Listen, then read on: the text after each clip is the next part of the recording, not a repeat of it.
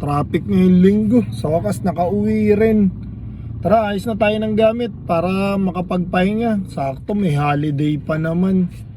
O, alis ulit tayo sa Martes ha. Holiday yun. Ano? Alis na naman tayo. Kakauwi nga lang natin, di pa nga tayo nagliligpit eh. Ano ka lang? Pwede next week na? Aray ko. First time to eat.